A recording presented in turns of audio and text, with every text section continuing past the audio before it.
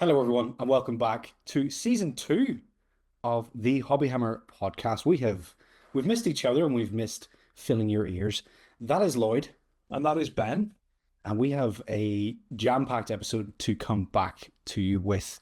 We're going to be talking all about the summer preview. Is that the correct name of it? Yeah, I think that was the big summer preview, which is lots and lots of exciting content on that. So we're looking forward to discussing that, giving our opinions, and hopefully filling your ears with our dulcet tones for the next hour or so. Now, as Ben mentioned, this is season two. We've had a little bit of time away from the podcast with holidays and various things going on.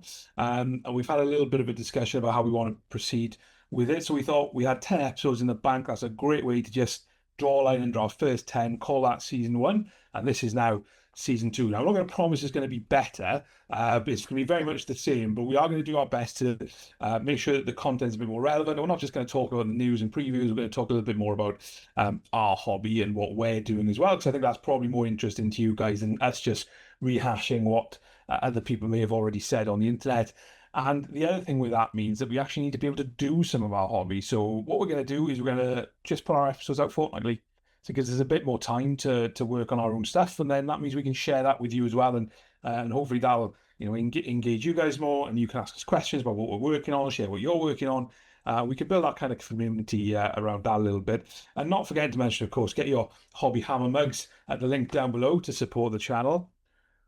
Boom, I just burnt my tongue. And with that, I think let's dive into the last Roamer engine, which is available, which is from the 15th of July. So Ben, what do we think?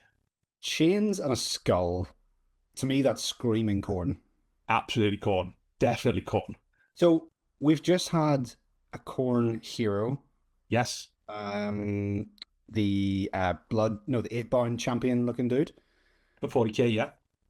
Do you think it's going to be a 40k or an AOS? It could be either, to be honest. With It could be either. I mean, the thing that might slant me a little bit towards 40k is the fact that they've just had so the Age of Sigmar Corn release went on pre-order this last weekend. So we're filming this on Monday. They went on pre-order on the 19th of July.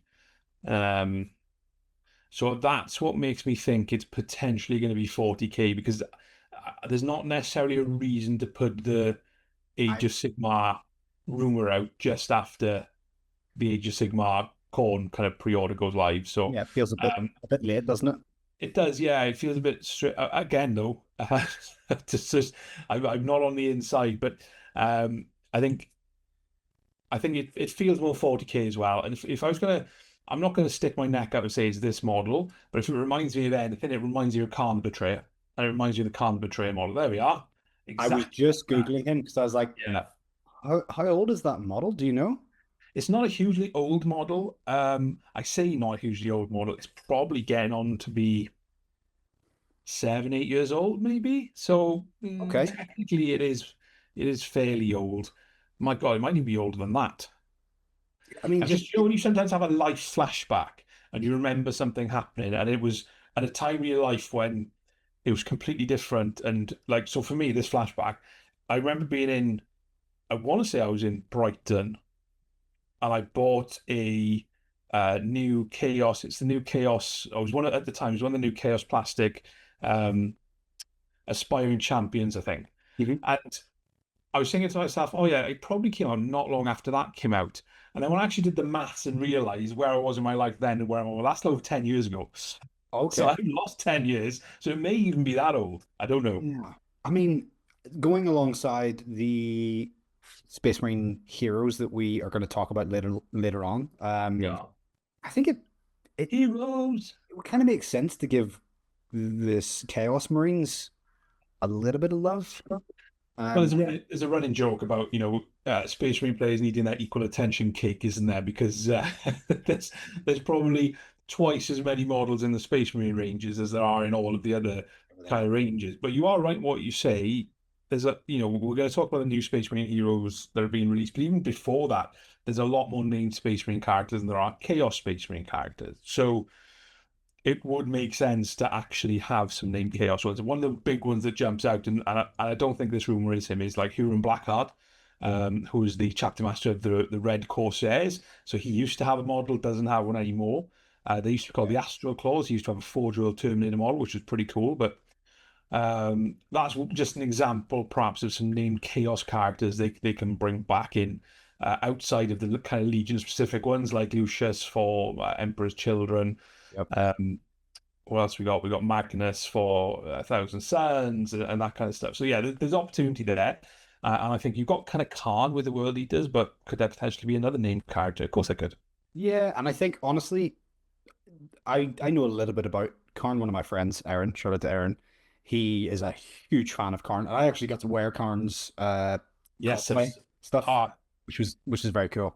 yes, I think I've seen a photo of that. I think I paid $5. I don't know. I was at Games Expo 2 or 3 years ago, Yeah. looking at this model, and it looks a bit squat. I know he's supposed to be running and Oh, no. that motion in there, but I I would say that they could probably update him. I I don't think a lot of people would be angry.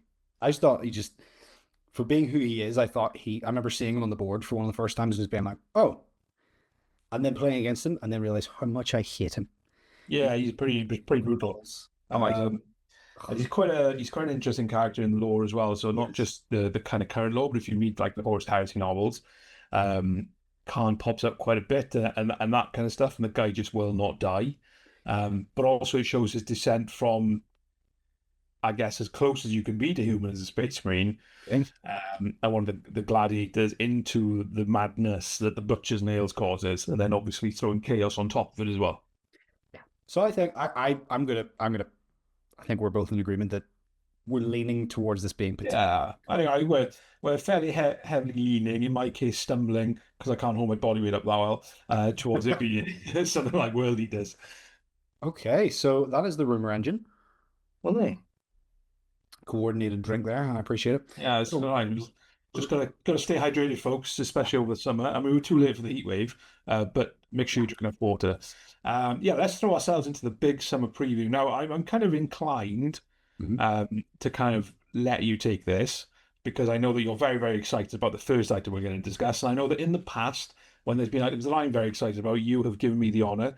So therefore, Benjamin, you may start. Full name and everything. Very formal. So this is an army that got me into 40K. I remember whenever I saw these models and they were drip fed to us for a while before they were fully announced. The Leagues of Votann, and the Leagues of Votann have admittedly had a pretty short roster in terms of models available, which I'm pretty sure I have double, if not triple, of all the models available in that range. I have been waiting for the Leagues of Votann to get more models for pretty much as soon as the new ones came out, because I was like, okay, cool, we've got these, and just like everyone else is like, when are we getting the next amount? And these ones, I mean, let's talk about each of the models just in a little bit of detail. So you got, and I'm going to butcher these names. I might just say their first name, Bury Agenierson. Anyway, Einerson. Bury Einerson. Okay, so this model is one of the coolest models I have seen in a while. They've kept the same kind of aesthetic of the tactical rock, which again, they're squats, they're dwarves, they're not hugely imposing, but that really does add to the model. Yeah, that is one of the coolest looking weapons, especially the purple they've done on the warglaive. And he's also got a hood of what looks like it could be a Norn emissary or something quite large. Yes. I mean, this is just a stunning sculpt. This is I'm very, very excited to see not only this model in person, but how he actually plays, because a little bit of the lore, from what I've gathered, he has potentially been devoured by Tyranids a few times and just refused. 3 times. He's thrice devoured. 3 times he's been eaten and fought his way out. That's incredible. I just love when there's that much lore baked into a character that you don't need to pretend. You could just go, okay, this character is immediately awesome. Yeah. He's got this dark star glaive. I think the other lore point on it, which I think is really, really cool, he is literally the last of his kin. Yes. So he is the last of all of his kin, which is really nice, actually, because you don't have to worry about painting him in a different color to match yours, right? And you can just paint it as he is on the box. Great for my tutorials. But yeah, he's the last of his kin. And the kind of subtle nod I like to it as well is when squats originally disappeared from the game, it's because they were devoured by a Tyranid Hive fleet. Right. So it's like that little just nod back to that There's kind of that old lore. bread. Yeah. They were all devoured apart from Bury, and now he just goes around getting eaten and cutting his way out and wearing them like coats. Even, But yeah, even I agree. It's a really epic model. It does seem to be more machine than he is squat, but it's a pretty cool model, I have to say. Yeah, I mean, that's exactly what I was about to say. You can see that not a large amount of him is still flesh. It's an organic. It looks like a lot of him is, yeah, machinery, which is, again, it works perfectly with the Votann. Beautiful model. Yes. Chef's kiss to that. I cannot wait to get him. Then we've got the Arcanist Evaluator, sorry, who looks a little bit like Sonic. Was it Dr. Robotnik?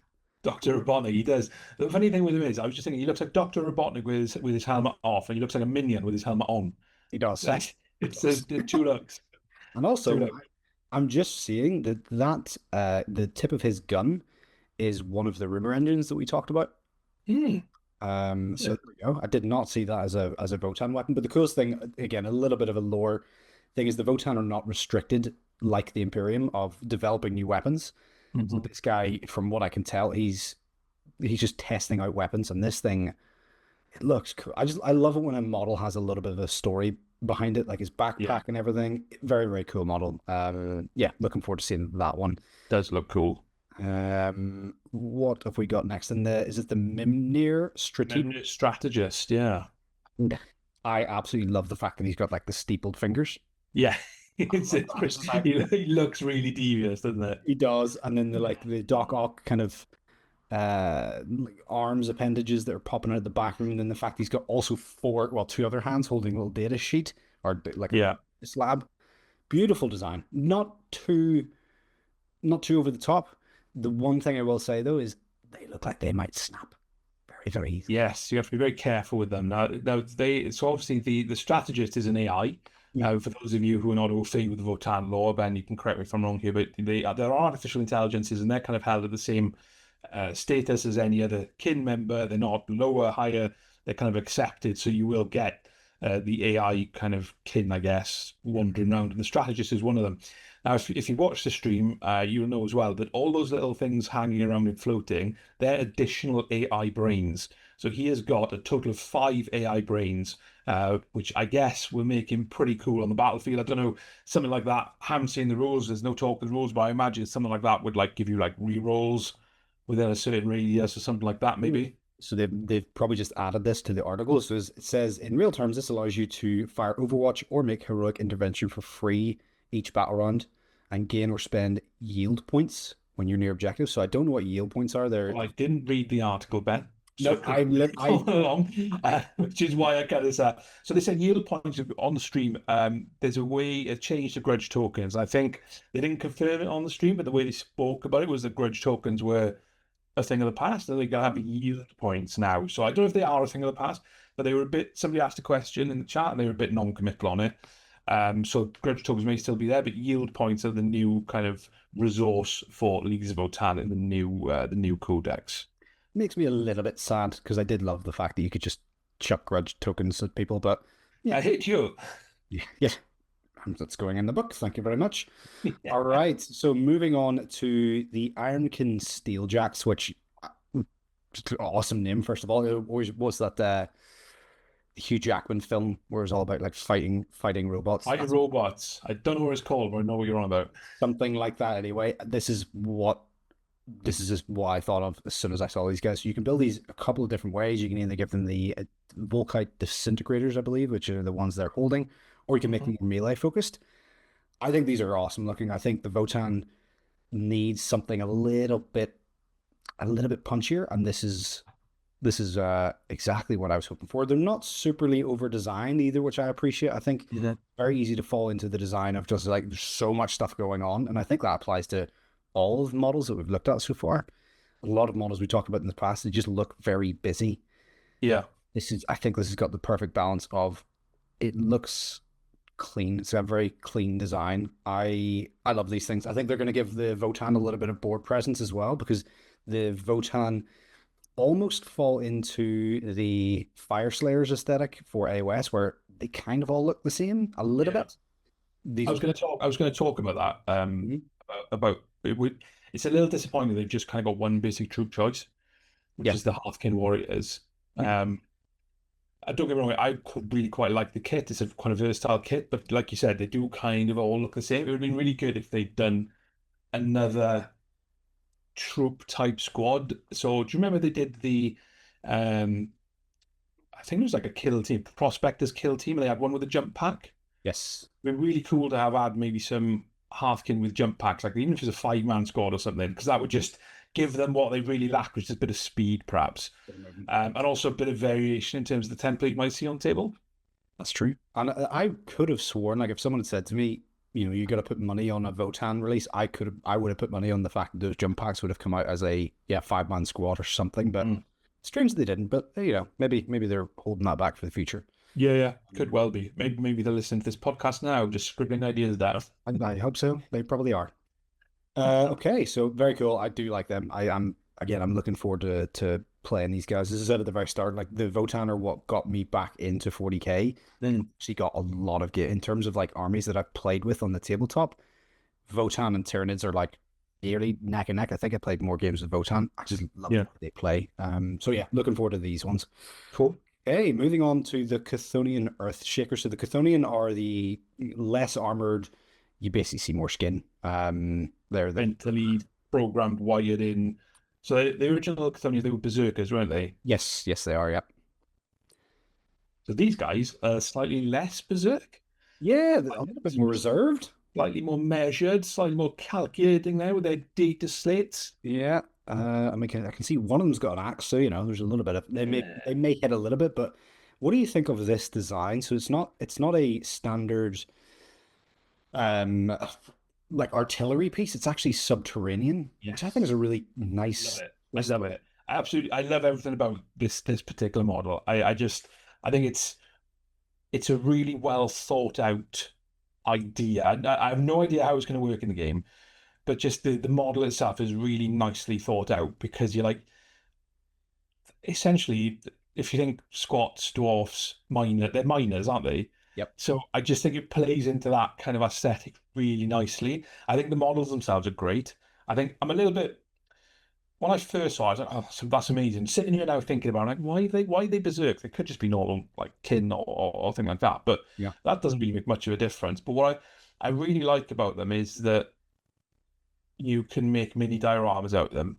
So when I think about the artillery piece for Death Cove Creek, for example, that's a mini diorama. It's the Mhm. same with these things. It's great, and you can make them, even though they're probably going to be identical in terms of the kits, the way you compose them, different arms, etc. Means you make two very different looking models. So you can see one, you've got the AI loading it. One, it's shut and being launched underground. So I just think it's a really cool and really different kind of way of looking at artillery. So instead of it coming over the top and exploding, it comes up and explodes. So I think that's just a really, really cool thing. I think the models are executed really nicely and really well as well. Yeah, I agree. And I think what's really nice, as soon as I saw this, I was like, I know Lloyd's gonna love this as much as I did.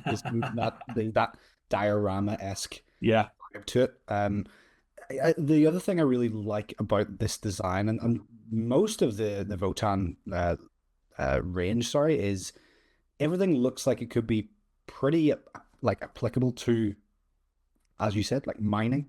That looks like this could be easily used for mining to prospect things, to blow things up from subterranean level. But they've just gone, this can blow massive holes in rocks. It could probably blow up that tank. Yes. Or this Yeah. Tarfus can crack down walls. It could also Yeah. punch a hole in a tank. I just like the fact that it's got a multi-purpose. It's like why I love hammers, because hammers can be used to create and they can also be used to destroy. And I think that's the perfect blend of these two. I think that Yeah. summarizes, them being dwarves obviously fits quite well into that narrative. It would be really cool as well if you could have like different firing modes. Like I don't remember if you remember the Thunder Cannon for Space Marines, which is now gone into Legends a while ago. Mhm. But essentially had different firing modes, so it would fire maybe explosive rounds. So if you're shooting at a tank, then it would have like a really high. It'd be like a one shot, really high damage yield. If you're shooting it at lots of troops, it would be a much lower yield, but it would have like maybe I don't know 5 shots. But then the other thing it had, which was really cool, was it had the Earth Trembler shot, which basically you shot it, and if you managed to hit, it would basically cause an earthquake and slow down the troops. So it would. So if you think about one of the Votann's big issues, it's they're squishy. Yep. The sort thing of getting into combat with them, they're squishy. But if you could shoot something which took 2 inches of movement off something, or 3 inches of movement off something, then that would be a really cool way of kind of just having a little bit more board control. Yep. And it'd be quite interesting dynamic then if it does have I don't know if it has, but if it did have different types of ammunition, that would be really cool. I would say you're bang on the money just because of the little mole bases that you get with Mm. those. Because that kind of works with the Chthonian Berserkers where you can build them. They also had something similar to that. So I think you're Okay. bang on the money with that. That's a really good point. Onto the Capricious. So this is the last model. This is a light vehicle, which is used by those Jaegers, which is the ones you were saying about. I think it's a kill team box as well. They've It got the is, coats. yes, the Eagles. So this is the only one that I'm a bit like, huh, okay, because I thought we had this type of model covered with the Sagittor. This is the only model in this range that I'm like, huh, But the Sagittar has wheels. oh, this like ground. Where the Capricus is going, you don't need roads. They just turn it. They Bonus just turn points you it get sideways. from Yeah, reference. it's got the bike again. Like it works in terms of like if you wanted to build more towards the Jaeger kind of looking Yeah. build, but I I would have personally, just as a wish list for me, I would love to have seen like a little like light flyer or something. But again, I think this is a nicely designed model. It looks like, I think we talked about this before, just between you and I, like it looks like it can be either transport or a more like a gun Yeah, so platform. it looks like it's got a gun platform, which is look at the pictures. That's the kind of the more heavier weapon. So you've got that. I don't know what they're called, but you've got is it the Magna Rail, the one of them, which Yes, it does. Yeah, caused it all does. the issues when Votann were released and it was too Yes. powerful. So it looks like you've got the gun, the kind of the up gun version, which is kind of a gunshot, and then you've got the transport version, which has got a much lighter weapon, and it's got a gunner on the back as well. So I think it's again, though, it's probably gonna have a transport capacity of 5. I think they said on the stream. So Yep. I think you can split your 10-man Hearthkin squad into 5, 2 sets of 5, like you should be able to do that with Space Marines Combat Patrol. Mhm. But yeah, so that's kind of the Votann releases. I mean, I think it's okay. Yeah, I think you're right. It kind of does fill the same Yeah. role, I guess, as the Sagittar. I don't know if the Sagittar can take 10 models in No, it. you actually split. Yeah, you split them five into Okay. groups, and then they can kind of become their own squad, which is a bit You unique. okay. Yeah, yeah. That's my only minor critique that I Mine. would like to see. You did that. Yeah, would you like that? Oh, I didn't even Did you not see the Combat Patrol? I did see the Combat Patrol. I did. So this is we talked about this when we were rating all of our Combat Patrol boxes. So if you want to go and Yes. check that video out, we ranked them all. Very arbitrary ranking system. But hey, go and have a watch of that. And we did actually. Arbitrary is kind of our thing. It is indeed, and we did say in that we're probably going to see a new We did, yeah. and Combat Patrol. So what do you think of this Combat Patrol? I think it's a very good Combat Patrol. I think, like I said, I don't play. I don't know what they all do, but I think that if you bought yourself 2 boxes, 2 Combat Patrol boxes, maybe even 3, I don't know, but certainly 2 of these Combat Patrol boxes, you'd have a really good, solid, I think, Votann army. And I think everything in that combat Patrol is good. Yep. Everything in that box does something. And I think it was great, probably great for Combat Patrol, but in terms of getting into the wider 40k game with an army, I think that's a really good box. That's my opinion. What do you think as a Votann player? So yeah, you're getting it's one of the biggest points about any Combat Patrol is what you just said. There's can you buy it twice? Can you buy it more than once? It's good because it has a character in it, but it's a character you can build in 2 different ways. And even then, the E champ, the Einherjar champ, the character there, I just think is an awesome character. You've got the kind of hard hitting. I mean, these guys, the what are they called? Einherjar warriors, the heavily armored one. I think they're The Hearthguard. Hearthguard. That's the one. Thank you so much. It's been a while, as you can tell. I just think they're such a cool aesthetic. The big armored. They look squat because they're so wide. They look like American football players, actually. Yeah. Again, they serve a very good role on the battlefield. Then you've got the standard troops. Again, perfectly fitting into that what they need to do in the battlefield. And then you've got the Thunderkin, the heavy gunners. So you've got kind of each part of the of the battlefield kind of sorted out. And yeah, I think you could potentially buy this twice. So yeah, I think it's a great one. Yeah, I think it's good. I think I looked at it and I thought, oh, that's kind of cool. If you want to start a League of Votann army, I think that's the perfect way to kind of get into it and get started. I agree. I agree. Okay, so we're actually just using the release schedule here. So next we have the Tomb Kings for Old World. Yes. What do you think of the Tomb Kings? So we've got the what have we got here? We have We've the got Royal Heralds, so we've got mounted and on foot. So essentially, this is kind of some of the things you'll see if you look across the range for Old World. You'll see a box of these kinds of models. So you've got the Gate Guardians for the brand new Cathay release, which is a very similar makeup. You've got the High Elf Lords as well, which is exactly the kind of same makeup. So you've got a mounted and a foot version of essentially hero characters. So that's the first set. And the other kind of one you've got for the Tomb Kings are the Leech Priests. Now, the Leech Priests, I should say, are the kind of the fundamental part of a Tomb King army. It's their magic that raises the dead. So without them, army no good. So top tip, kill the Leech Priest first. And that should make the rest of your life pretty easy. I think that it's great that they've done new plastics for Tomb Kings. Obviously, they did the Bone Dragon for the original release, which is a fantastic looking model. But all the other Tomb Kings, I think, out of all the other ranges, they were looking particularly dated in terms of their models. So I think it's great that they've done the kind of new ones. So if I was going to put any sort of criticism on it, it's the same criticism I would put on all of the newer Old World stuff. So the Cathay stuff, it's kind of got that modern day Games Workshop detail creep, which might be a new concept, but there's a lot more additional detail on these. I mean, you can say rightly so because they're special characters. Mhm. But it's really encouraging to see new models being released for an older army. Yeah, I agree, and I think they are actually pretty cool looking models. The fact that horse is rearing up, Yeah, I love a cloak. It's a very cool looking cloak on that guy, and then the foot yeah, that banner is again my just very practical brain is like, oh my word, that looks like if it snaps, that would be a nightmare. But people take care of their models, please. yes, Treat them carefully, and you will be fine. I think they look cool. The scroll being shot out, and then the Lich Priest. I just noticed the little detail of like the buzzard, like the dead buzzard on top of his yeah, banner. Very cool. yeah. Very cool. Yeah, that's quite cool. And there's just two arcane journals on there as well. So the first one is the War of Cetra's Fury. So that's going to be a new army set, new army rules, I should say, for the Tomb Kings. And the other one is the Dawn of the Storm Dragon, which is the other Cathay arcane journal. So we've just had the Cathay launch release with one arcane journal, which sold out straight away.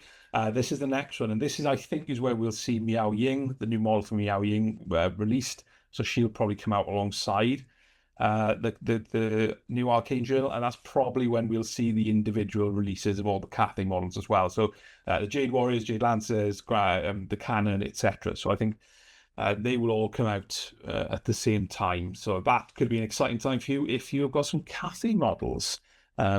So that is the old word. Let us know, by the way, as well. We're talking along here. If you've got thoughts about the new models, let us know down in the comments. We're always grateful for your comments, and we like engaging with you, and we like learning, and we like building a bit of a community around it. So feel free to do that, and also like and subscribe to the video as well. We're on for our next subscriber target of 1,000. We're at 555 as Ben clicked record today. So yes, let's grow that as much as we possibly can. So that's the Tomb Kings. Where are we going next? So we're on to the Forces of Death muster new. So we've got the Battle Tome of the Flesh Eater Courts.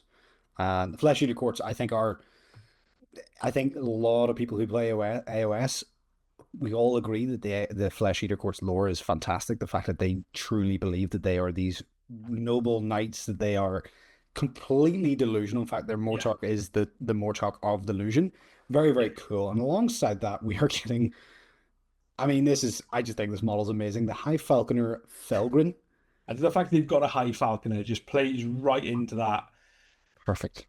like you said, that delusion of a medieval type court that they need to have a Falconer.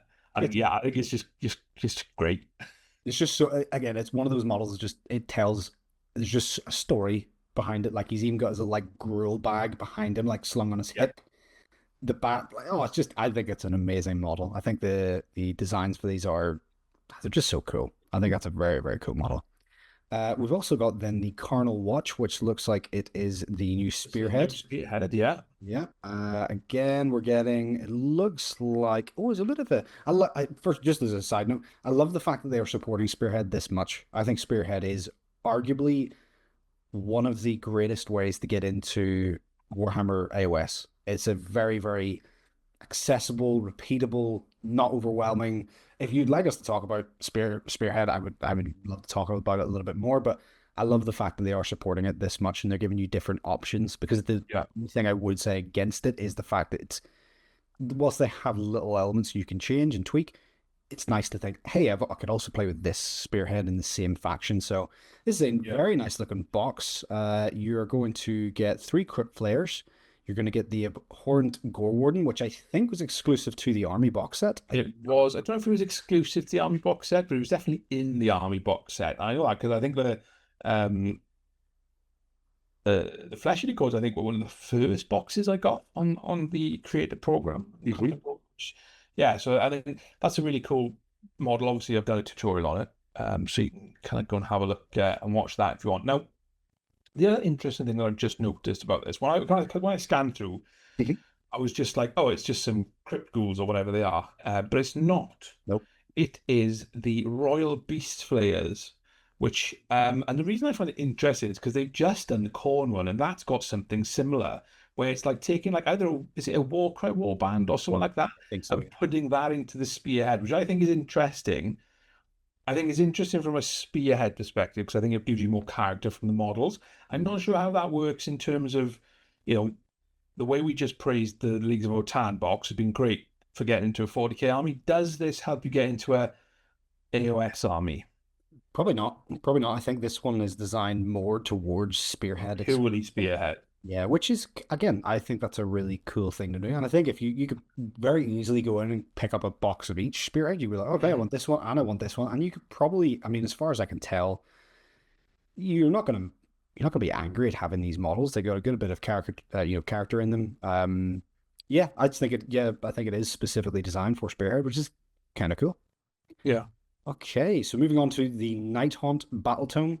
So yes, we have just the one new model, and again we should say I guess there was just the one new model for the Flesh Eater Codes as well, which just kind of follows the way that generally releases do for armies that have had a lot of support, and obviously Nighthaunt were second edition Age of Sigmar were the main kind of bad guys in that.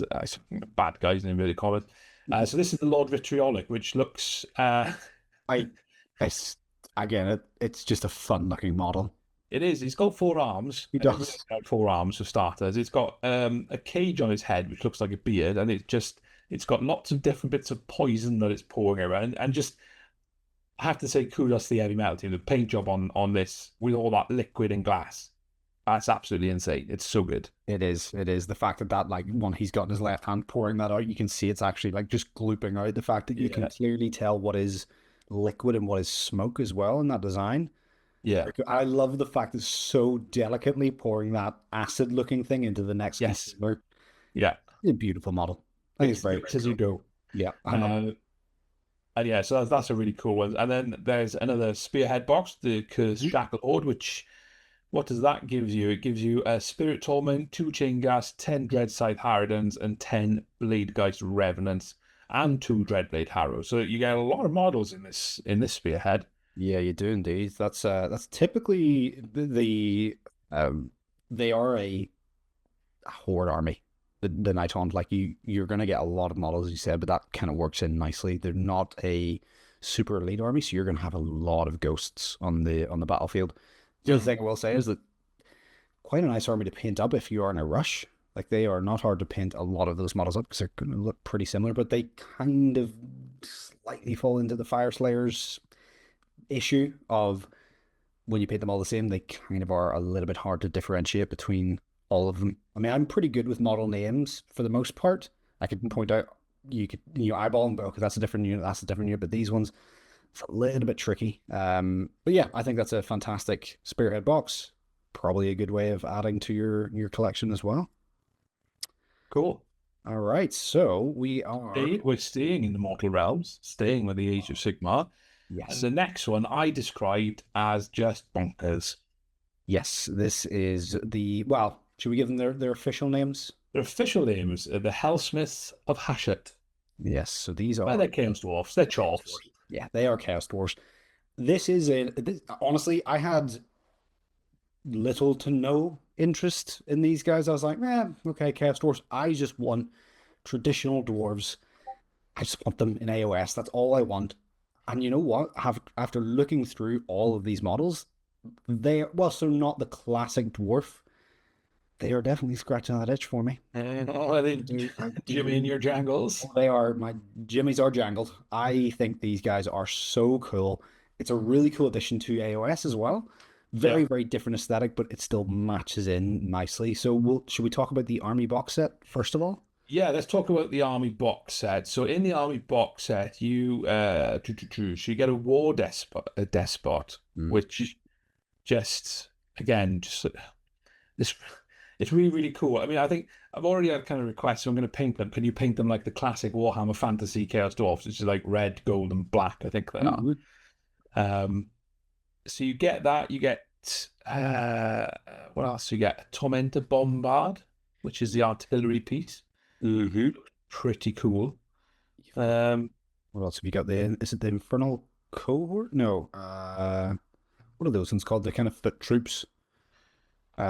you've got the Infernal Cohorts. Mhm. So you get 10 members of Infernal Cohorts. They're the kind, like I said, they're the troop choice. And I really like the musician. So rather than it being playing a trumpet or anything, it's a guy with a massive bull mask, and he's got a hobgrot holding a gong, and he just bangs the gong. So I I love just that. think that's just a little bit mental, which is kind of really cool. And then the last one is that Dominator engine, Oh, um, which that is just an insane construct. isn't it? Isn't it? It just looks so. All the edges are harsh. There's nothing soft or anything about this model. They are. It looks like it's been forged for one thing, and that's Yeah. just destroying everything. The one thing I've noticed about this box as well. Actually, shout out to my friend and client Seb.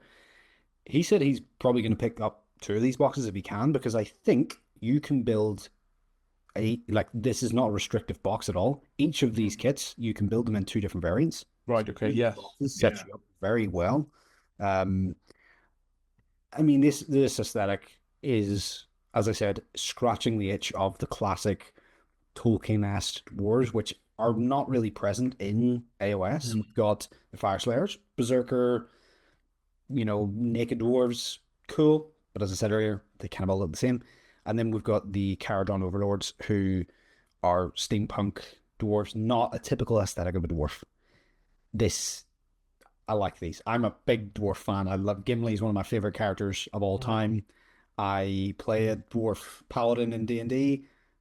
I play it on Baldur's Gate. I just think this is such a cool looking army, and I think I cannot wait to see what other people do with their paint schemes of this, because I think there's quite a lot Yeah. of activity. Um, Yeah. I think there is. I think my only pushback I would say about the box is it feels very light on models. it does. It definitely does. What, So you've got 13? 13 models. I know one of them is a big monstrous construct and one of them is an artillery piece. I get that. But I think if you had another 10 of those infernal cohorts, so you had two, I think that would for me be like, okay, yeah, I can see that. So that's my only kind of pushback. Like I said, I think the concept's bonkers. I'm really looking forward to getting hold of them and painting them and having a go. But just for me, that's the one thing that kind of just makes there's a little bit light model wise. But Yep. I think the other thing was really good though. They talked about the other models that they're going to release as well. Mhm. And some of them are just insane. So Yeah. you've got the Demon Smiths, which again just looks really cool. He's kind of got a little walking claw that his book's on that he reads his runes from, and then he's got his hand with all that kind of smoke coming off it as well, which I think is that's really cool. And the fact that his pages look like stone tablets as well, Yeah, not actual paper, very cool. And I just also just noticed his right hand is a claw. yeah, It's not like a human or a human dwarven hand at all. Again, very simplistic design, not overly complex. Very cool. yeah. And Should then be simple enough to paint. Yeah, hopefully. I think yeah, as I said, I'm looking forward to giving these guys a little bit of a bash. And then we've got you can also make the Ashen Elder, Yeah. which is again a very simple looking model, but again, doesn't need to be overly complex. Instead, it kind of falls into that category of just clean, nice design.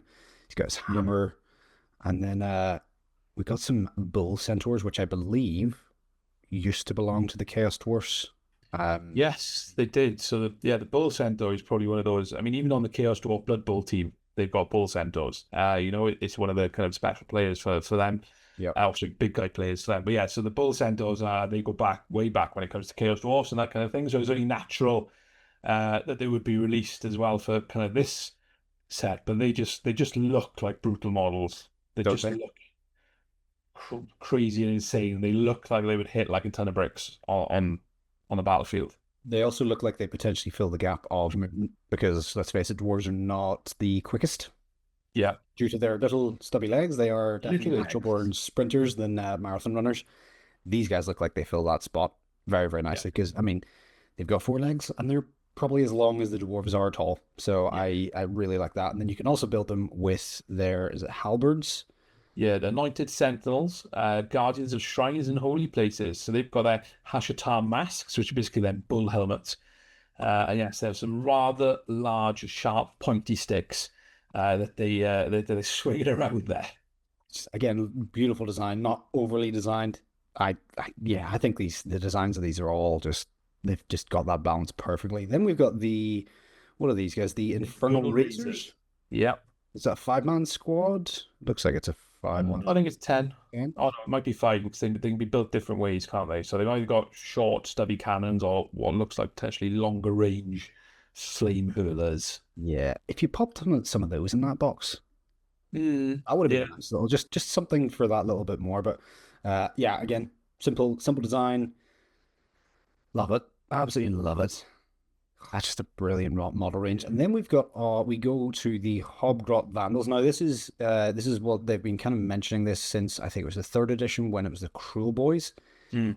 Hobgrot's actually got a lot of their gear from, I don't know if it's specifically said Dark Dwarves or Chaos Dwarves or anything like that, but there was a little thread that they had in it because I remember reading that through and going like, oh, I wonder if we're going to pay that off later on. I'm assuming they are. Yeah. And yeah, the Hobgrots are now their chaff, essentially, because they are chaos. Apparently, they don't believe that they're chaos. I was listening to a little bit of the live stream, and they're like, the dwarves, they truly believe that they are not corrupted by chaos. But I mean, when you've got giant fangs and use hellfire, which are and demon infused weapons, probably a bit of a sign that you're not one of the good Yeah. boys. Yeah. I think the Hobgross Vandals for this, I think they're a little bit more well dressed than the Hobgross that came out with the Cruel Boys in terms of that they have some clothes. Yes. But also they've got some really kind of rudimentary and just basic brutal weapons, which again the Hobgrots from the Cruel Boys don't have. But these guys have got a little bit more about them, a little bit more armor. There's nothing special about any of these weapons looking at them, but certainly there is obviously just a little bit more kind of leftovers probably from from what they've been building to kind of get there. Yeah, no, and again, these guys are going to be units you just chuck in, they're going to die, but that's kind of their purpose. And I think they serve it quite well. They're not overly complex either, like in terms of how they're designed. Whenever I saw those Hobgrots, I don't know if anyone else agrees with me, but the Crow Boys, I was looked and went, nah, I'm good. I don't think I'll ever use those in the game. I just didn't. I thought they were a bit too busy. Yeah. Guys, I think they've got that design element nice where they've got a nice amount of cloth, the right amount of skin showing, and then their weapons are all fairly similar. They're actually fairly well uniformed for being Hobgrots. Yeah. And then I think this is the final model. I'm just going to do a quick yes. Final model that can be built 2 different ways. And it is. I remember seeing this on the live stream because I think, I was like, okay, that's it. We haven't got. I thought the big infernal bull thing was the kind of big centerpiece model. Yeah. No. This guy was that Uraktar. Uraktar. Uraktar. And he's got a massive big, I'm guessing this is metal bull with wings and a big smoky staff. I mean, Yeah. it's probably one of the most insane models. I think it's just It's it's just bonkers. I just can't really think of any other way to describe it. It is just absolutely bonkers. And it's been really interesting to see in hand like how to paint it, and you're going to paint it with metallics, or you're going to paint it like non-metallic, or something completely different. So we should say, rather than kind of labor the point, you can also build it as an unnamed demon smith, and kind of the model they've got is like a green color, yeah, um, still which amazing. still looks really, really cool, but it just seems a little less flamboyant, shall we say, than the named character of a Reptar. So yeah, I'm really looking forward to getting hold of this and seeing how the heck I'm gonna paint it. Yeah, I'm looking forward to seeing how you handle this one, and then in all likelihood, just copying exactly how you do it because this looks like it's going to be a lot of fun. I cannot wait to see how people. That's one of the coolest things when you see models like this. You just get excited to see how the community is going to approach this from a painting Mhm. style. Yeah, I mean, this gives me the same feelings as Talia Vedra with her right. big manticore looking monster. This is such a cool looking model. It's stunning. Even the I think fact it's that gonna. sorry, even the what's his name, Oraktar, the back photo of him. The fact you can see his skin's like cracked, and I think Yeah, it looks like he's turning to stone or yeah, something. Very cool detail to add in. yeah. It's interesting to see how big this is, because I imagine looking at the base size is probably going to be the same sort of base size as something like Prince Vordry. Yeah. But I think there's just that bull's just got a hell of a lot more girth to it than Hmm. the dragon. So that could be fun, could be entertaining. So I think yeah, looking forward to seeing that. So that's kind of Age of Sigmar. Let us know what you think about the Hellsmiths of Hashet, to give them their official name, Chaos Dwarfs. But yes, very interested to see those models in hand and how kind of scale wise, how small they are. And I'd be Yeah. interested to put them up against maybe some old world dwarfs as well to see what that kind of scale looks like. It It's been a very stumpy preview so far. has, yeah, it's a In short terms King of Summer. It's a short yeah, King Summer, shocking summer. which I'm all for.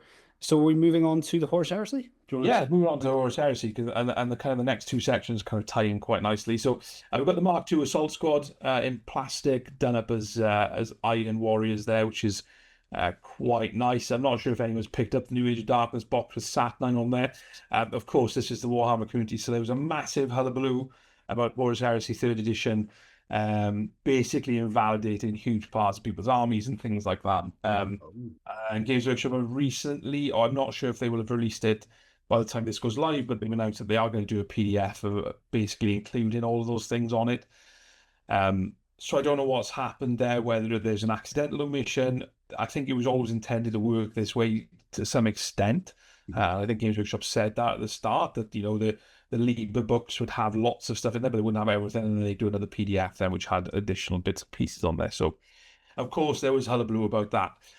So I don't know, whether or not you will have picked up the Age of Darkness. I've done a tutorial on the Satnine Terminator for Imperial Fists, which I really like the Satnine Dreadnought, sorry, and not Terminator. He is a big chunky boy. But the Mark II kits are nice as well. I think it just follows on that transition to plastic, so from resin. Basically, there's not a huge amount, in terms of the Horus Heresy preview. It's just those Mark II Assault Marines, which they look cool because they've got a massively oversized backpack and jump pack on there as well, which is quite sweet. But yeah, if you like your Horus Heresy, you're gonna like your Mark II Marines. I think the Mark II Crusade armor that came out in the New Age of Darkness box is really nice as well. If you want to paint the Iron Warriors, then I will be doing a tutorial on that very soon. But essentially, just spray them silver. You're fine. It's good. Oh, that and then just scrolling down a little bit further, we could see the Terminator squad that were available in the Horse Heresy, but I think they're Yes, just the sold Satellite separately. Terminator Squad, which were available as part of that Age of Darkness box. So if you, I did an unboxing of that as well. So if you want to have a look at those sprues, obviously they're on the Warhammer website. They'll also be on my channel. You get 2 Terminators per sprue, and you've got different build options in terms of with a disintegrator cannon, a plasma bombard, a power fist, or a power fist with a disintegrator. So you can have a little look at which way you want to do that. I think their squads are 3. But you have to buy 4 because you get 2 on 1. So I'm not sure they're going to work that out, but we'll see what comes in the box. That's interesting. It may be that they do 6 Terminators in the box. That would make sense. That would make sense. By the way, just to shout out that video, the Dreadnought, that is, I would say, one of the best looking models that I've seen you paint, by the way. Yeah, I mean, and the fact that it's Imperial Fist, that yellow, it's beautiful. So definitely check out that video. What I will say is, I only noticed this yesterday when I was editing and putting the video together. I forgot to paint the gem on the forehead of the of the Dreadnought. So I said, like, and literally nobody's noticed. I've shown loads of people, nobody has noticed it. And I just literally noticed it yesterday as I was kind of editing the video. Like, better correct that before I put it live. Okay, so we're moving on to the Champions of the First Founding. So these are... We're going to do the Scouring first. Are we doing the Scouring first? Actually, let's go there. So this is the Scouring, which you take it away because you were telling me about it. So, well, I think this is a very, very interesting part. So the Scouring is what happened after the Horus Heresy. So once Horus was defeated, he was killed, his soul was destroyed by the Emperor. The traitor legions fled, and then you were left with basically the loyalist legions and what were they going to do next. So I really like the cover for this first book, which is Guilliman and Dawn, and you can see Dawn is absolutely furious. He's battered, he is bruised, he is just, because he fought Fulgrim on the Saturnine Wall as part of the the Defense of Terra, the Siege of Terra, the Siege of Terra series. So he fought Fulgrim, and he was in charge of the Defense of Terra. And then you've got Guilliman rocking up, all pristine, because he wasn't involved in the Siege of Terra, because they were sent off somewhere else as a distraction. So they weren't there to kind of help out. But what I really like is there's going to be a lot of politics intrigue around this. I think it's going to be really exciting to kind of read what happened next. And Chris Raitt, who's doing the first book, he's a fantastic Black Library author, so I've no doubt this is going to be awesome. And what I really like about this is if you check it out, you've got the book cover, which is Dawn and Guilliman, but you've also got the whole artwork spread. So you've got Dawn and Guilliman having a very animated conversation, but you've also got a lot of other people there. So there's Vulcan is there, Constantine Valdor's there, Lehman Russ is there, Jagdtag Card is there. That's an interesting one. If you've read the Siege of Terra series, you'll know why that's interesting. I'm not going to put any spoilers out there. You've got the Lion. You've got Captain Raldoron from the Blood Angels. Sadly, Sanguinius was not there. We know why Sanguinius wasn't there. We do. But yeah, some really interesting cast of characters there. And I think we're kind of going to explore that. And ultimately, I think where this will take us, hopefully, I hope, to the disappearance of the Primarchs. Yeah, because they all had their fate after the Horus Heresy. Some of them returned. Guilliman has returned, but obviously he was killed by Fulgrim. Yep. So what happened in that intervening? Dawn disappeared. Only his hand was found. Yep. Vulcan, nobody knows. Lehman Russ went off into the Webway. Jagdtag Khan went off into the Webway. So hopefully we will start to see. Well, even Valdor. There's a huge rumor about Valdor being the King in Yellow. If you've read the Beckwith series, that was not much of a spoiler. You probably would have known that, but that is the rumor. So that's another book that hasn't been released; it's been delayed. So it's very exciting in terms of that. And when I think back to the Horus Heresy and the designers say this, it was like a little throwaway line that they put into a little bit of lore for Rogue Trader. I think it was years and years and years ago. And it's just become this insane thing. So we've had the Horus Heresy book series, which is 50 odd books, maybe. Yeah. I mean, the Siege of Terra, I think, is 10 or 11 books. The End of the Death, the last books, it's 3 books, and they are literally all like that. So now we've got the Scouring, which, it says it's going to be a mega book series as well, so I'm very excited for it. I'm looking forward to seeing that. I mean, I didn't see the expanded cover until we just started talking here, and my eyes were just... I was like, oh, there's Juggertide, there's Vulcan, there's Constantine Valdor. Is so cool looking. I'm very much looking forward to hearing how this one all pans out. I love the fact that Dorn, as you said, like is battered to bits, and Guilliman's like, sorry, we're a little bit so shiny. Yeah, look at my cloak, it's perfect. I think as soon as you see Primarchs in the cover, people are very intrigued. Very, very interesting. Yes. I'm looking forward Yes. to seeing that one. Okay, speaking of the Marines, let's move on to the heroes. So we have had a couple of releases of the first founding chapter. So we have had Vulcan Heston. Yes. When I initially saw this, I thought we were getting Vulcan, but then I saw his surname and was like, ah, okay. So this is the chapter master, I believe. Yep, of the Salamanders. This is such a cool looking model. We talked about models having a presence. This is one of them. Has that Yes. marching forward. He's got the big salamander logo on fire. He's got a weapon that I have not seen. You do not see a. That's the Spear of Vulcan. That's why then, because that is a very unique looking weapon. And then he's also got his cloak is a salamander's hide, Mm. which I mean, I think the problem with a lot of the other factions that aren't Blood Angels, the kind of main ones as such, Blood Angels, Ultramarines, Space Wolves, a lot of their heroes were just the same hero painted that color, whereas this is a Salamander's hero, which Yeah. is stunning. So Vulcan's whole shtick is that, and again, we've followed on from the Scouring with people disappear, the Primarchs disappearing. So Vulcan is a perpetual, which means he can't die. And in fact, I don't want to give spoilers away for Horus Heresy, but essentially Vulcan can't die. So even if he gets killed, he just comes back to life. Mm-hmm. So Vulcan Heston's whole thing is that he's out there searching for the incredible artisan relics designed and created by Vulcan himself. So he's found three and he's wearing them. So you've got the Spear of Vulcan, he's got the Gauntlet of the Forge and Kasse's Mantle. So they're all artifacts of Vulcan. And essentially what he believes is once he's found all, I think there's 7, once he's found all of them, Vulcan will come back and he will reappear. So he's a real badass pose on that model, just how he's got that spear out to the side there and he's just storming through the fire. I think it's a quality sculpt. No, I'm gonna let you take this next one because I'm pretty sure you've been quite excited about this one. Well, I was quite excited. I was very excited for Lysander. I'm a little disappointed by the model. I'm not gonna lie. I am a little disappointed. He's got a lot less bling on him than the original Lysander model. Yeah. I think the shield is fantastic. The shield is epic. I think seeing that storm shield. Do you remember the rumor engine we did? We thought, oh, is it that storm? I don't think that is now a storm. I think that's not storm shield. Yeah. Based on seeing Lysander's storm shield, which is just chef's kiss. Oh, yeah. Obviously redesign on the Hammer of Dawn as well. Sorry, the Hand of Dawn, which is the hammer, and the cloak. And I don't like an over-the-shoulder cloak. And the reason I don't like an over-the-shoulder cloak is because you get join lines on the plastic, and you can actually see that on the picture as well. The filler is not quite spot on with it, and I just feel he's a little bit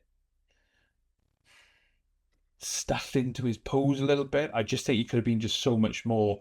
Like if that hammer, rather than being if that hammer was out to the side like Vulcan's spear was, I think that would really open up the pose, and that would just make him look so much more badass. Because he's not like Lysander's not a stand back and command kind of guy. He's like in the thick of the fighting, So Yep. I was a little disappointed with it. Don't get me wrong, I still like it. I still want this. Still can't wait to paint it. But just a little disappointed. It seems a little bit bland in comparison to the original model, I think.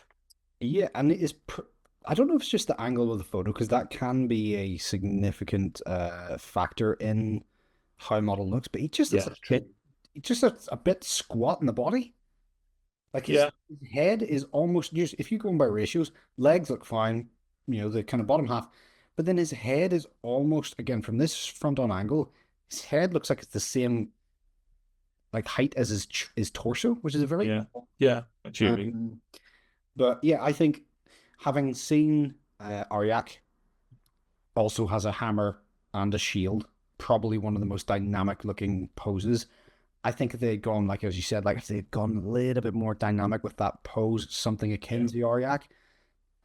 Yeah, I remember seeing this and going, "Oh, it's slightly underwhelming." I do love the shield. The shield is very, very cool looking. Yeah, the shield is great, and I just think there's. You're probably right. I've just seen the back of the shield. Yeah. Oh, okay. Yep. So I think Now that rumor engine, yes, that could be. Now I've seen the back of the shield. I was like, Yeah. pretty sure that's it because you could see the Yes, barn. that is. Yes, that is going to be Terminator Storm Shield then. Mhm. Interesting. Yeah, Interesting. I wonder what shape. That's going to be a strange shape then. it is. It is. It's like that. And I always just like, for me, Storm Shields are exactly like that. They're just massive slabs Yeah. that a Terminator can hide behind. I just for me, that's all they should be. Yeah. Just a big slab of metal they've gone. Yeah, like that's the one thing with like the current assault Terminators. You've got the Sergeant Shield, which is a big slab, but then the other ones are quite small square shields, which for me doesn't. They should all be big slabs. They should be the height of the Um, person carrying them because they are not weak. exactly. I Yeah. don't think So strength is. that's I hadn't noticed that until I was looking at it now. So yeah, that could well indeed be the new Storm Shields. Yep. Yep. Okay. So Moving on to the Raven Guard. What was this? Ethon Shan? Ethan Shan, Beautiful model. just insane, just absolutely wow. It just you just it's just I don't know. It a just visual treat. It is a yeah, visual treat. Like you so look at it, good. I've just noticed. I've looked at this thing a few times, but I've just noticed the fact that he's got those like little tabard looking thing, not tabards, but I don't know what you call them. The things like draping down those Yeah, red cloths. yeah, You've even got like little ravens at the bottom of the model. He's got these massive, like terrifying looking claws. yeah, And from what I know, he is now the chapter master. yes. His Kayvan Strike has basically given up the mantle and gone Giving it back up. to Yeah, being. he never wanted to be chapter master, so he wasn't. Interestingly, actually, Lysander was also due to be made chapter master of the Imperial Fist, but didn't want it. Oh, She went to somebody else. So yeah, it's yeah, the model itself. I mean, just incredible. so good, so good. Yep. They've nailed the because a flying model is quite a difficult model to pull off aesthetically. You've either got the Yeah. option of him having jumping off a rock, which is only got like one contact point, which all the assault space marines kind of have, Hmm. or you've got the invisible, like, completely visible little Yeah, stand things, which I think just ruins the kind of suspension disbelief. This accomplishes a few things. One of the stealth aspect of the Raven Guard, the fact that he looks like he's prized on that thing, perched on that thing yeah, like a bird of prey. yeah, But you can also see that he's not just hanging there; he's like about to leap off into yeah, flight. The bird wings around it, the little skulls in there. Just a stunning model. We've been saying for the longest time that AOS sculpting has been like head and shoulders above 40k. yeah. This is one of those ones you can go, okay, no, one for 40k. There's another I one. agree. So Can't wait to paint this. And I think like there's other kind of design aspects to it, like the jump pack is a different design jump pack as well. mhm. Now, is it an older style jump pack, or is it a newer style, or is the one like the Assault Marines have got the core style one? That's the new one, whereas this is a bit more of ancient bit of tech. Yeah, I don't know, but I completely agree with you. The way he's just stalking on that rock. yeah, And the other thing which kind of really jumps out to me is how much, in my opinion, better than Shrike this model is. yes. I think I mean you got three head options for starters. Shrike's got one, Mhm. and I just think this is just 10 out of 10 nailed the Raven Guard aesthetic, nailed the kind of everything that they're about. And I just feel like it's just better than the Shrike model. Mhm. It's it's a model that you don't need to understand anything about 40k or Warhammer as an IP, and you can Yeah. show that to someone, they'll be like, "That's cool." It's Yes. I agree. objectively very, very cool. Like it looks like it's almost a diorama. Just yeah, I think this Yeah. is the It's best of these insane. by yeah, it's Yeah. amazing looking. All Bonkers. right, so we've gushed about him enough. Let's move on to Canuck Var, the Iron Yes. Hands chapter master. No, the No, Iron he's Captain. he's a captain of Clan Avernii. So he's just a captain. Mm-hmm. Oh, I've just noticed his little. So first of all, he's got a big old truncheon, which is very cool looking. It's I a think big that hitting stick. yeah, it's like, what would you like? I'll just have that big stick that's just made out of metal, to just whomp people with. Yeah. I also love the fact that the little servo skill that's to the well, yeah, it's kind of On the front servo skull. yeah, Two it looks like scrolls on the front. it looks like it's projecting a little. Yes, it's got a little hologram coming out of it, hasn't it? Very cool. It is cool. Very cool. Yeah, again, Iron Hands not don't get a huge amount of love in terms of lore or models, but I think people, if they are Iron Hands fans, don't mean that to rhyme. I mean, I'd be pretty happy with this. It's Yeah, I too, think it's cool. I think it's really nice. I think yeah. it's I think it's I suppose I was going to say his pose is a bit kind of, but it's kind of more of a stoic pose, Yeah. and I think you've got to kind of take on everything that's happening with the model to understand the pose. I think, um, I really like you can see like he's literally got iron hands, because he's got metallic arms, he's got a metallic foot as well. So you've got all those kind of typical iron hands enhancements you've got. But I think this model sits very much as a surveying the battlefield type model, Yes. which kind of fits in with the kind of the pseudo skull aesthetic and the pose as well, Yeah. uh, which I think is different to Ethan Shan, different to Lysander, different to Vulcan. This one is more feels like more of a stand back kind of character. Yeah. And I think that's really important as well. The fact that the silhouette alone tells a story. Like, I think if you give all of these models a silhouette, you can tell that they are a separate thing. While Space Marines, from the outset, people go, "Oh, Space Marines are all the same." They're not. They've got a lot of flavor, a lot of Mm. personality, and I think, whilst it's not as dynamic as our boy up there, I think it fits their goal. I think Mm. he's just standing there, as you said. He's plotting. He is thinking of every potential outcome, and even just all the little bits and pieces he's got, like all those what are those, like the cables that are flowing out of his back. Yeah, It's very very cool looking. yeah. If you're worried about snapping those banners earlier, Yeah, I mean, you just took the thought out of my brain. I was like, oh, my word, though, that's a snappable model. That is a it very is a snappable snappable model. model. But it's cool. I think both the Iron Hands characters you've got are quite good as well. Is it? I don't know if it's Forge Father Ferris, maybe. I'm not sure his name, but it's a big, massive Gravis Tech Marine. Like Mhm. he's really cool.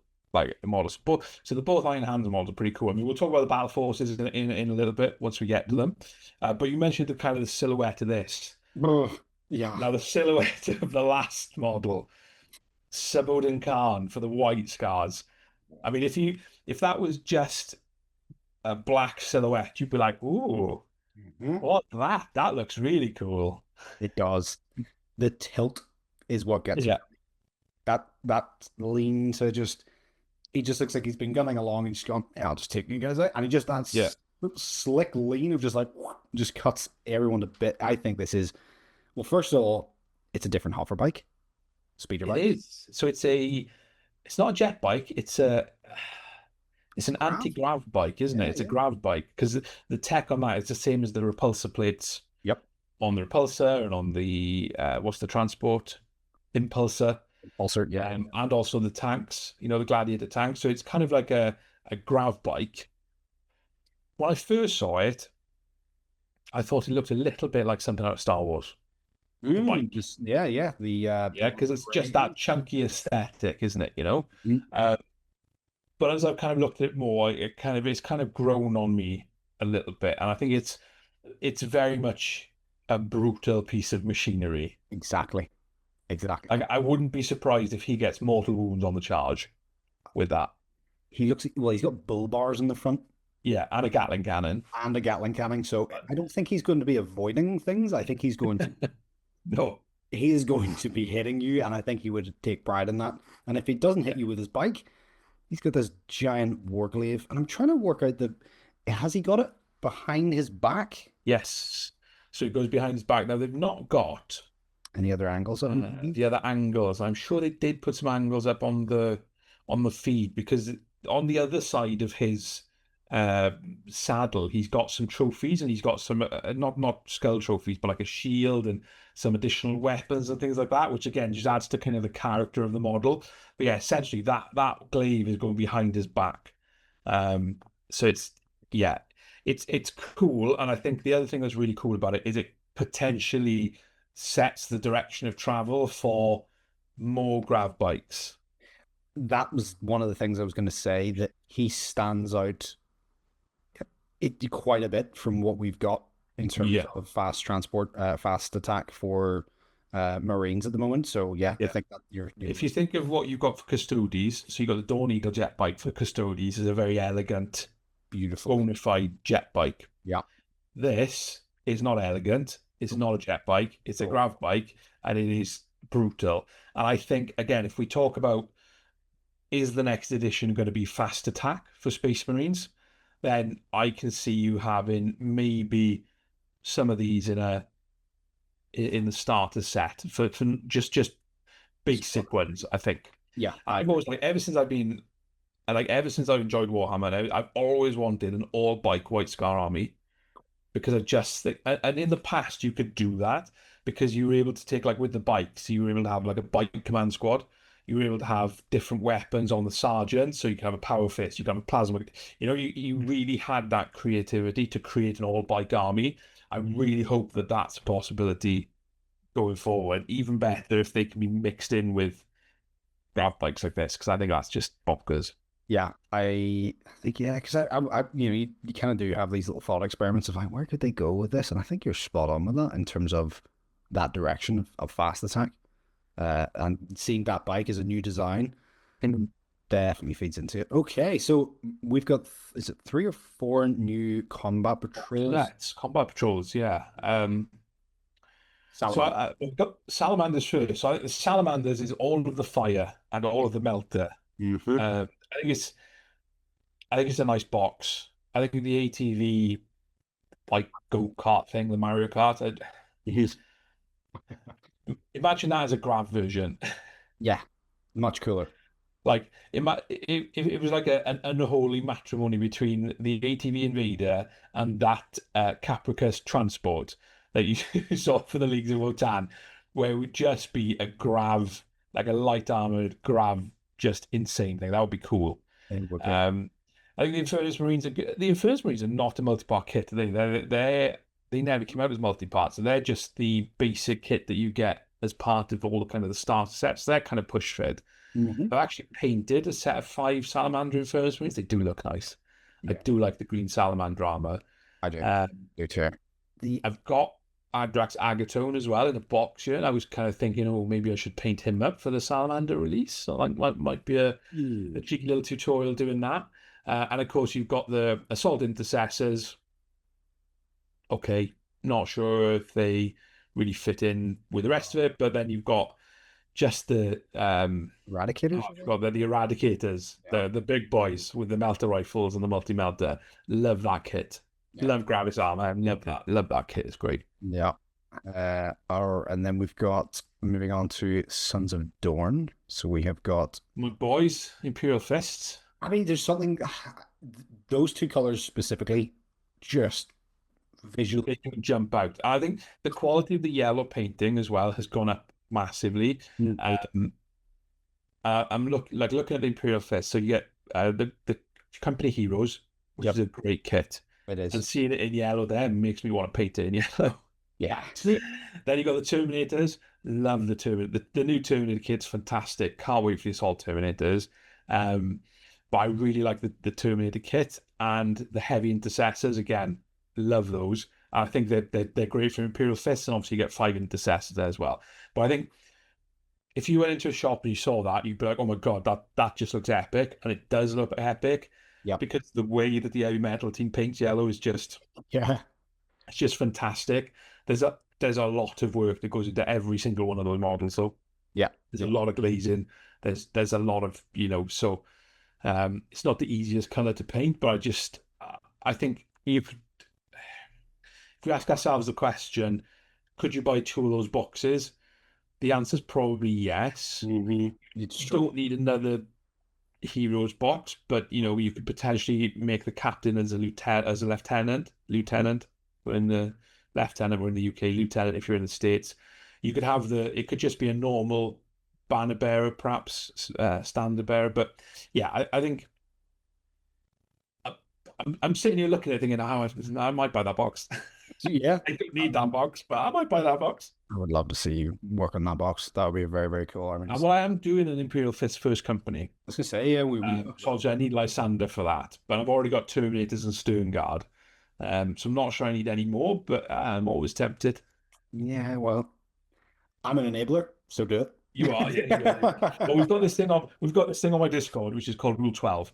Mhm. So Rule 12, it's not actually a written rule, because I have several rules on my Discord about, don't be a dick, basically. Yeah, But there is the unwritten Rule 12, which is if you're thinking of buying something, you will be completely encouraged to buy that thing. So it's what we're for. It's what we're for. Life's short. Buy more. it is, mate. Life is short. So Yeah. yeah, do what makes you happy. Okay, so let's move on to the Raven Guard. What do you think about Yes. this one? Um, I mean, it's a cool looking box in terms of you get a walker, which immediately is like, oh, okay, you get something Mm. big and stumpy. Very, very cool. I did that walker though, to me, is so ridiculous because you've got all this armor and then you've got a completely exposed rider or pilot. Pilot. Yeah. Yeah, like very odd, but again, cool. Then you've got one of the lighter armored Marines in the So you got back. the Phobos Marines that so yeah, you can build them two ways Mm-hmm. as well. So they are either is it incursors is the one option. So, Um, and you get the 5 assault jump pack, and then you've got the captain, the assault captain, which I think is yeah, a really really cool looking model. That's the thing you're struggling with the Raven Guard. They've not got anything super specific. Obviously, they're stealthy. That's the whole thing that they are very very stealthy. So that makes sense for those guys. They've got kind of yeah, like the flight is another part of it, and then the fact they've got that walker that's a yeah. dreadnought.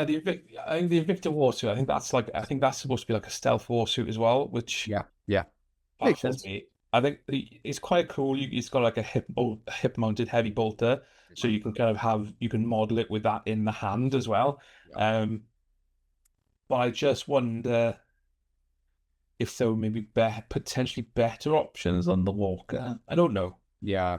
Um, Maybe some eliminators potentially. yes, Yeah, eliminators would have been yes, cool. yes, because yes, that's a very good point actually. So some eliminators would have been good. Yeah, Maybe stealth. even a full boss librarian, but it's just one character per box, I guess. Yeah, But yeah, eliminators would have been a good shout actually, because you've got the last fusil, which is anti-tank, and then you've got the eliminator sniper rifle, which is anti-character. So yeah, not as exciting a box for me, I no. don't think. But I think they've each of the boxes have kind of got the element of or the characteristics of each of the legions or Mhm. chapters so far. Yeah. So moving on to the Iron Hands.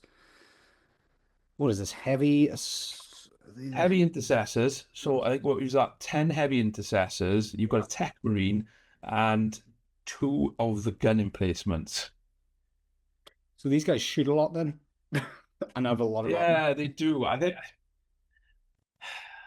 have mixed feelings about this. I love the heavy intercessor as a kit. I think it's amazing. I love the aesthetic. I love how it looks. I'm just wondering, would they have been better off having a Redemptor Dreadnought instead of the two gun turrets? When in doubt, dreadnought it out. Like Yeah. dreadnoughts are just from, as I said, whenever you're looking at boxes, your eyes are drawn to typically the biggest model in the box. Yeah. Whenever I look at that and go, it's kind of two stationary gun platforms, which again, Yeah. if I you're mean, doing stuff, cool, but yeah. I think for me, out of the five boxes, this is probably the slightly more disappointing one. yeah, Yeah. okay, Because again, if we ask ourselves the question, could you buy two of the boxes? If you had a Redemptor Dreadnought in there, you would hands down buy two of them. Because you can use two Tech Marines, you can use 20 heavy intercessors, and you can definitely use two Redemptor Dreadnoughts. I think so. Again, fair enough. And the last one is a really interesting one. yeah. So And it's really interesting because it's the only one that contains a new character, Sabodan Khan, in a yeah, combat patrol. I mean, it's that's the immediate repeat purchase issue. That Yes. would cause, but it's a bit light in terms of the models, but you do get the transport, you do get 3 bikes, you get him, Yeah. and then you just get, what was it, 5 assault? Five Salt Intercessors. I think it's a nice box for Mhm. White Scars. I think if they had one of the old sort of White Scar upgrades through in there would be nice because Yeah. then you can kind of tool out your Outriders to look a little bit more White Scar Right, Scouring, yeah. in terms of their facial features and things like that. Because again, if you buy 2 boxes of them, the challenge with the push fit Outriders is how to make them look slightly different. True. I think, but definitely having like 2 Impulsors, 10 Assault Intercessors would work. I think it is. Sabodin Khan is in this box, but you will be able to buy him separately later on. It says it's like the first place you can get him, so that might encourage sales of the box, I guess. But I think as a standalone box on its own, I think it's nice because it really fits the aesthetic. When we did the combat patrols, we said the Death Guard one's really good. Yes. Because you've got a Rhino and 7 Plague Marines, which kind of just takes away the issue Death Guard has, that they're slow, and then you've got teleporting Terminators. Whereas when you think of White Scars, they're fast attack. This kind of fits that really nicely. True. Yeah, you pop those guys, the assault accessories into there, whip them forward. Yeah, this is going to move pretty quickly across the board. Yeah, so I think it's a nice box, and of course it's got Sabodin Khan in there, so I could see it being very popular just for that reason. Yeah. I don't know what Combat Patrol's £100 a box. I think so. So I imagine that Sabodin Khan model's probably going to be up around the £30 mark. Yeah. So you get a decent amount of value out of that box as well, I think. Yep. Okay, so that is the 40k stuff. Well, we've got a little bit more. So we've got. I think the rest is 40k as well. I was going to say that's the last of the Space Marine, but it's not the last of the Space Marine. No, it is not. It is the Summer of Space Marines. So, what have you got up next? So we've got Lieutenant Titus's helmet. Yeah. Joy Toy helmet, Space Marine helmet. I'm just having a look at this properly. I did see it in the preview of them having it, but I'm just looking at the shots that they've got inside it. That looks. Got a stand, it lights up. It's got a head thing to adjust it. Yeah, I think that's pretty cool. It's definitely something you just have sitting in your office. That's the face of a man who's very tempted to buy something that you've just made. I just leaned forward. I was like, oh yeah, pretty sweet looking. Is there a price? Is there any price tag? I think it's 100. I want to say it's £140, maybe. Might be 129.99. I'm going to click the pre-order link. I'm going to tell you how much it is. Is there? It's 139.99. It looks like you get a T-shirt with it as well. Oh well, then yeah, I'm in. Look, oh yeah, that is very, very cool. I am tempted to get that. That is one of the things I do like to have just sitting around the house, especially for the nephews, because every time the nephews come around, they're like, "Oh my goodness, Uncle Ben." It's got quite a cool stand as well. It does. If it was just the helmet by itself without the stand, I'd be like, nah, it's because it's got the stand. And the other thing the only reason I'd be tempted was to potentially respray it into like an Imperial Fist one. Oh, I get a Blood Angels one, and we could just do the podcast like that. That would be amazing. Hello, fellow humans. Slightly muffled audio, but you'll get over it. It'll be fun. But people can blame our audio in the comments all the time anyway, so it's not going to fall back. Exactly. All right, so moving on to the last section of this video. If you're still here, again, leave us a like, subscribe. If you want to share this with people, we create this podcast because we want to give you something to listen to whilst you're hobbying, sorry. And so you should still be here. Hopefully. So let's move on to the last section, which is the Deathwatch Kill Team. And it's the Tomb World, so it's going to be... It's the Kill Team Tomb World, isn't it? So this is a first in a new season expansion. I've got to say, we've spoken about this before. Kill Team is kind of its own little beast, I think, sometimes. And some of the Kill Teams that come out are a little bit like, interesting. So the Mechanican Kill Team, the Tyranid Kill Team, the what was the Holy Order Kill Team? What's the starts with them? I can't think of the name. The Missionary Kill Team. The very strange, random stuff. But this is proper. Like, yes, this is me. This is all me. Can't wait for this. Very excited. Yeah. So just to give me, because I keep meaning to Google this. Who are the Deathwatch? So the Deathwatch are an elite Space Marine collection. We'll call them a collection. They're not a chapter per se, but essentially they are alien hunting specialists. Now, back in the day, they had like special ammunition, which could like wound on twos and or cause flames, all sorts of different stuff. And essentially, people get sent to the Deathwatch from their chapter. Now, that could be for any number of reasons. It could be because they've done something bad and they need to earn retribution. So they go and serve in the Death Watch, they pay their penance, and they come back to their chapter. It could be that it's a massive honor to fight in the Death Watch. So then they go to the Death Watch for that. And that's what I really like about the Death Watch models and lore, is if you look at the Death Watch, they've all got different right shoulder pads. Yep. The reason they've all got different right shoulder pads is because that's their chapter shoulder pad. So they keep their chapter insignia, but the rest of them is their black armor of the Death Watch, and then they've got the silver arm of the Inquisition as well. So it's really I don't know, it's a really cool way, I think, of getting a really unique looking force on the tabletop. And like I said, they are alien hunters, essentially. So if you're new to Warhammer, if you've played Space Marine 2, you will know that the prologue to Space Marine 2, you are a captain in the Death Watch. Yep. You are part of that special alien hunting division, and you're there to set off a weapon that's going to destroy the Tyranids on that particular planet. So you can kind of get a little feel for what the Death Watch are all about there.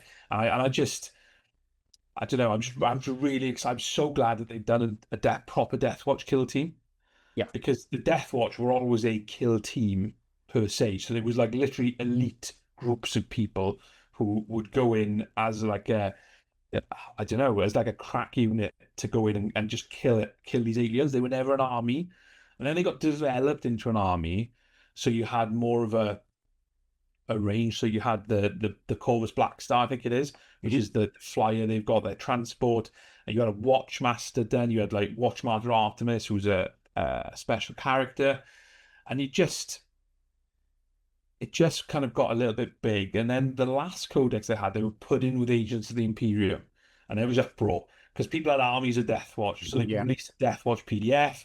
And it's just really nice to see them do a proper Primaris scale Death Watch kill team. So that's kind of the Death Watch. That's why I'm excited about it, because it just lets you add that individuality onto your squads. Yeah, I mean, looking at the models, you can almost, without knowing their pauldron, you can almost tell which chapter they're from just because of the way they're kitted out, which is really, really cool looking. I think that it has, I think it takes, the nameless characters, and you could create a backstory to every single one of them, which is a really cool part of the game, like that narrative. I'm going to be an absolute uber nerd for a second, like the biggest potential nerd you'll ever meet for a second, and it's a slight criticism.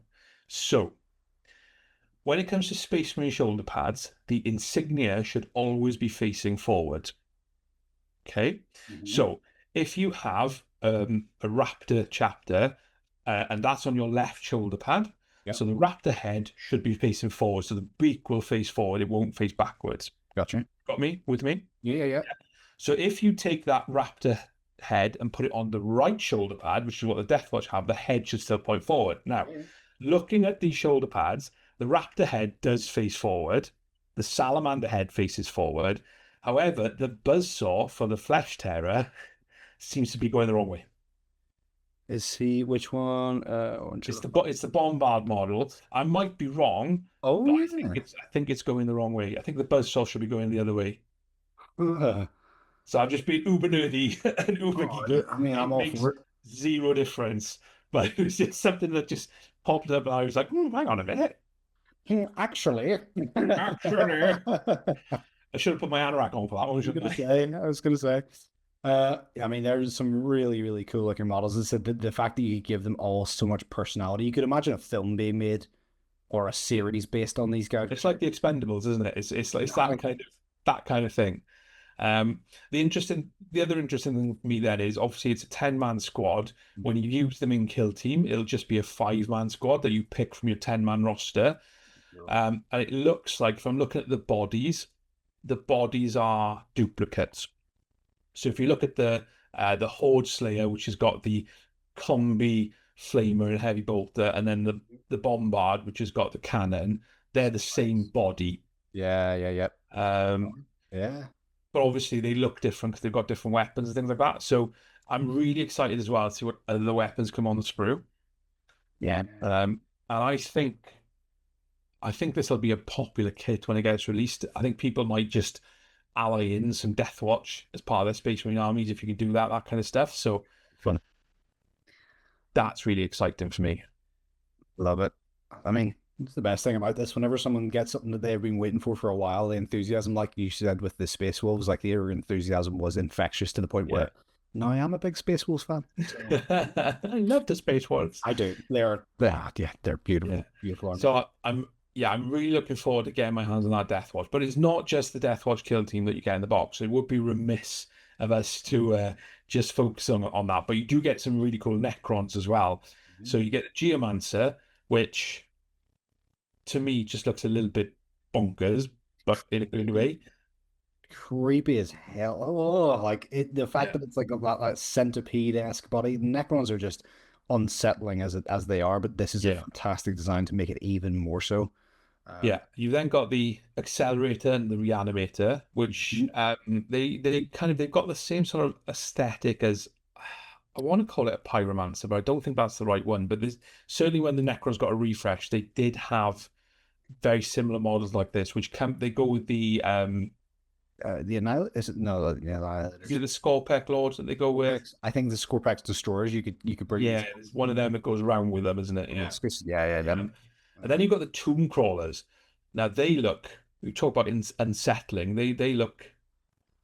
Yeah, they look bonkers. I think if you look at the kind of the pictures as well, they're bigger than a Space Marine.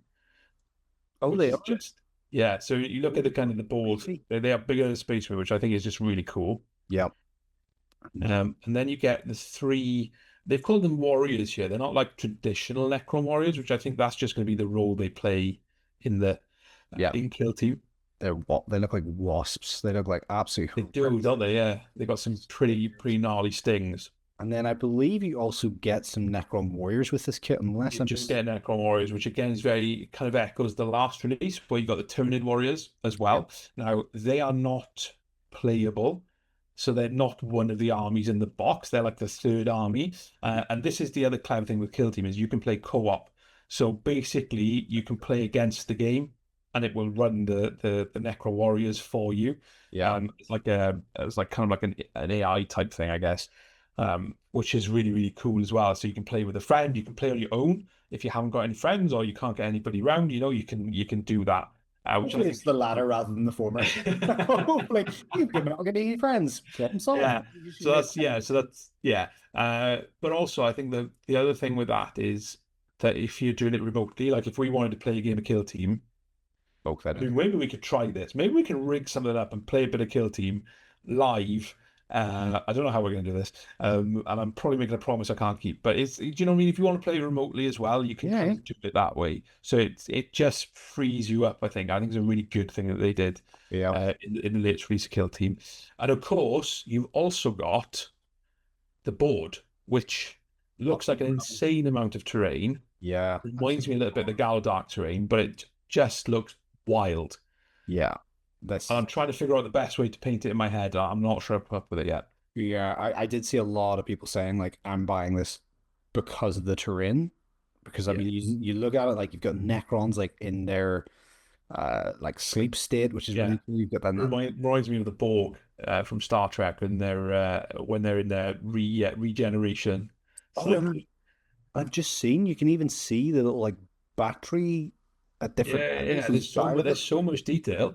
Wow. In some of these kits, like there's portals as well. There's live portals that, it's just, again, it's another one which I just think, without having seen it in hand, I just feel like they've just knocked this out of the park. Yep. It looks condensed enough. It looks, well structured. I don't know how the close quarters. I love it when you can just, you can let your imagination play it out in your head. Like this is just from a film or I imagine as well, and again I don't know this, but I imagine that you're going to be able to have different configurations of that terrain as well. 100%. So depending on the mission, the tomb world or tomb rooms will look different and have different portals. They'll be different. So I think there's going to be like a campaign around this, which I think is just going to be great, and I'm just very excited to get hold of it. I'm very excited for people to, because I think I don't know. I just feel this is a really good way. I should play Kill Team because I'm sat here saying it's a really good way to get into Warhammer. It's a really good way to play games with your friends. I really should probably do that. And I think this box is going to go pronto. There's not going to be much. So if you want it, as soon as we know it's pre-release, speak to your local game store and see if they can get you a copy. I believe that is the end of the episode. It is. We've covered a lot. It's been just over an hour, maybe more than that. It's been good. There's a lot of stuff for us to come back to. So hopefully you've enjoyed us chatting away. Hopefully you're working away on your own hobby as we're kind of going, and kind of enjoying our take on things. Like you said, our opinions are just opinions. It doesn't mean facts. So if you agree with us, disagree with us, absolutely fine. Let us know down in the comments. Share your thoughts on some of these reveals as well. We'd love to hear from you. We'd love to hear different perspectives. If we've missed something, we've got something wrong, let us know. And make sure you leave us a like as well, because that helps spread the Hobbyhammer vibe. So thank you guys so much for listening. Thank you so much for watching. We'll see you next time.